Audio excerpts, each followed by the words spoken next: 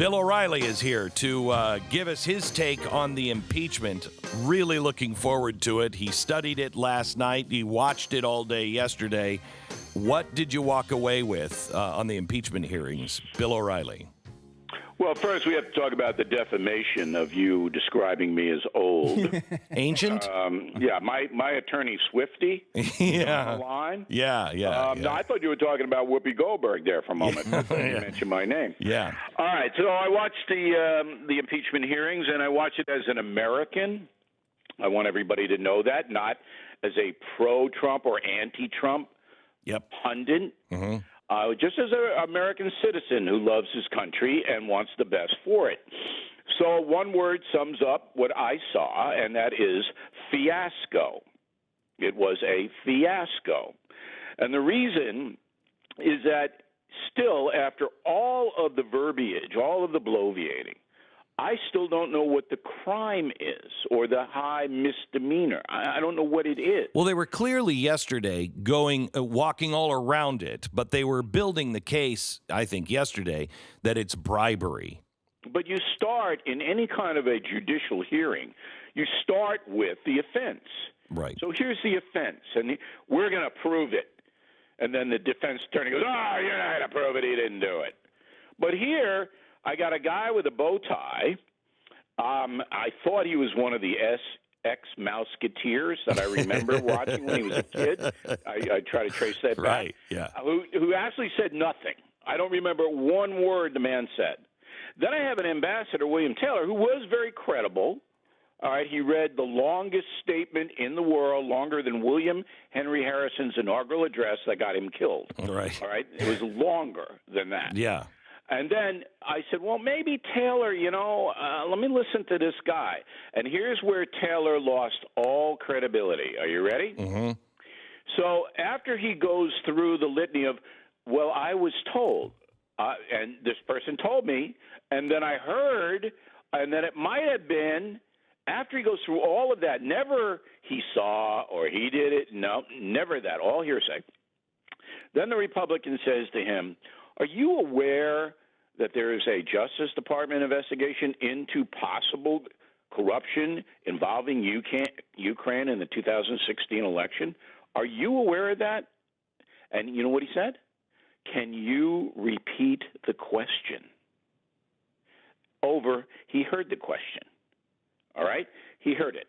He was trying to buy time because he didn't have an answer, and that is the crux of the whole thing. That's the defense of Donald Trump. There's an investigation into corruption, alleged activities by the Obama administration during the 2016 campaign and after President Trump was inaugurated by the Justice Department. The president is trying to get information about that. That's the defense, period. It is. It's a valid defense. Right. And I don't think either of them knew about that. I think that's impossible. It is absolutely. If you are the ambassador in, you have to know that. There was a trial. Two people that were very high up in the government were convicted. Right. So how do you not know that? He knows, but he couldn't answer, and that tells me he's not an honest man. Yeah. All right. That he was there in an agenda forum. Do we have, hang on just a second, Bill. I want to play another piece of his testimony when Jim Jordan went after him. Do we have the Jim Jordan piece? Because I'd love to get your reaction to this. Listen, Bill. Let me read it one more time. Ambassador Taylor recalls that Mr. Morrison told Ambassador Taylor that I told Mr. Morrison that I conveyed this message to Mr. Yarmouk on September 1st, 2019 in connection with Vice President Pence's visit to Warsaw and a meeting with President Zelensky. We got 6 people having 4 conversations in one sentence, and you just told me this is where you got your clear understanding. Which, I mean, even though you had 3 opportunities with President Zelensky for him to tell you, you know what? We're going to do these investigations to get the aid. Didn't tell you 3 different times. Never makes an announcement. Never tweets about it. Never does a CNN interview. Ambassador, you weren't on the call, were you? The president, you didn't listen on President Trump's call and President Zelensky's call? I did not. You've never talked with Chief of Staff Mulvaney? I never did. You never met the president? That's correct. You had 3 meetings again with Zelensky and it didn't come up. And 2 of those they had never heard about, as far as I know. And President there was no reason for it. President Zelensky never made an announcement. This is what I can't believe. And you're their star witness. You're their first witness. You're the Jordan. guy. You're the guy. Based on this, I've seen church prayer chains that are easier to understand than this. Ambassador Taylor recalls that Mr. Morrison told. Now, again, this is I hereby swear and affirm from Gordon Sondland.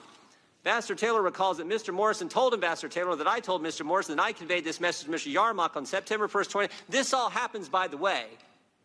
In Warsaw, where Vice President Pence meets with President Zelensky. And guess what? Taylor, they didn't talk about any linkage either. Stop. Bill. Yes. That's the most incredible. He said in his testimony, no, I didn't think any quid pro quo was going on. I had 3 meetings over 3 months. But then I talked to this guy, and I was convinced. Right, somebody told me, and then they overheard. That's crazy. Yeah, all right, but everybody knows that. So that's why I started this with one word, fiasco. And it is a fiasco, and I believe most Americans now will tune away. Number one, is incredibly boring. I mean, for the first time in my life, Beck, I was begging for Dr. Phil to come on. All right, first time in my life, give me Dr. Phil. All right, because that's how boring it was. And so now the networks are in a quandary. They can't continue to broadcast this stuff because nobody's going to watch it. And I believe most Americans, even if they won't tell the pollsters, say this is bull. You know, we know Nixon instructed justice. We know Clinton lied and was perjured himself under oath. But this is a bunch of garbage. And let's be real for a second here as far as what actually happened. Donald Trump wanted dirt on Joe Biden. He did. All right, because that's what they all want. Every single politician I have ever met wanted dirt on a possible opponent or an opponent. Everyone. But there is no evidence that Trump said, oh, I'm not going to give this country aid unless they fabricate.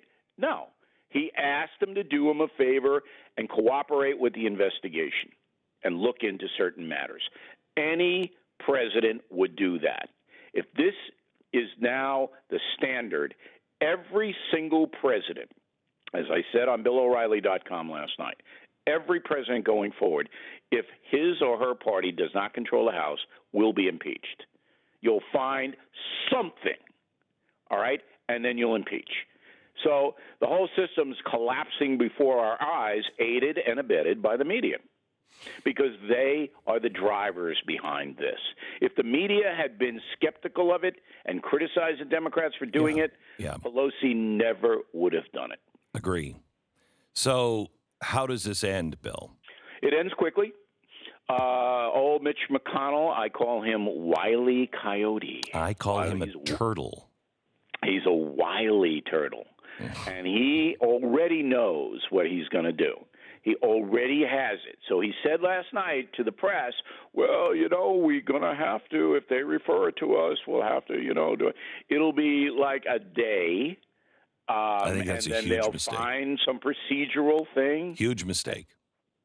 I know you want a big issue, the corruption and all of that. You have to. You are exactly right about what's going to happen and the precedence that is being set now. There is, you know, there used to be some standard for. None at all now. There's no standard now. None. You can do. They have dragged this country through 4 years of lies and investigations. Just to damage this guy, just to impeach him. And if you don't make people pay for that politically and professionally, Beck, we're done. Here's where you and I disagree, all right? I think you get this done and you – look, the Republican senator said yesterday, we're not even going to watch it. We're not even watching it, okay? We're going to watch Netflix. We're not watching this. So that was a clear message like, hey, there's no way we're going to ever remove the president.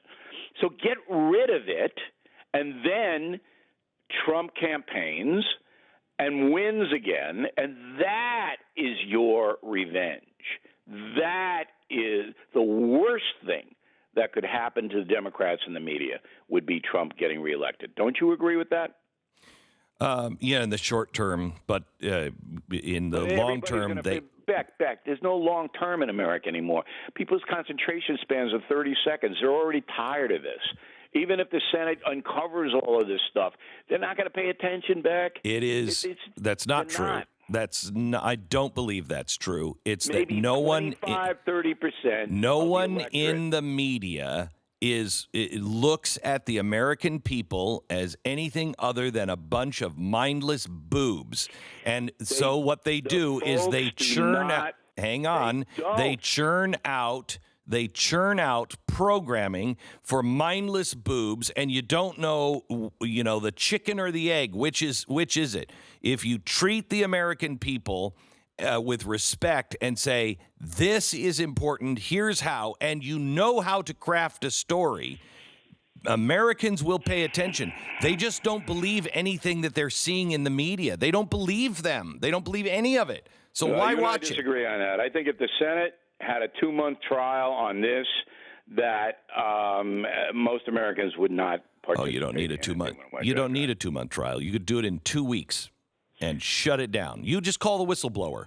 Call the whistleblower. But you can't call him because he's protected by the federal government. He doesn't have to. You cannot start an impeachment and then expect that you're not going to be called and cross-examined. That's absolutely unreasonable. I named the whistleblower on BillO'Reilly.com. I know, so do I. His name and resume is up right there.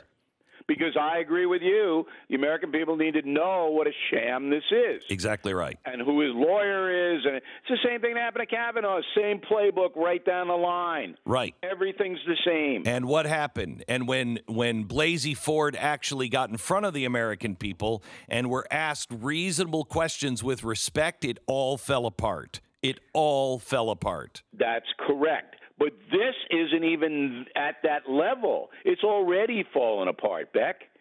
You're not going to convince Trump haters to not hate him. It's not about Trump. I don't understand what a 2-week trial in the Senate. I just like to say, all right, 2 days, goodbye. This is a farce. It's ridiculous. And let's go into the campaign mode.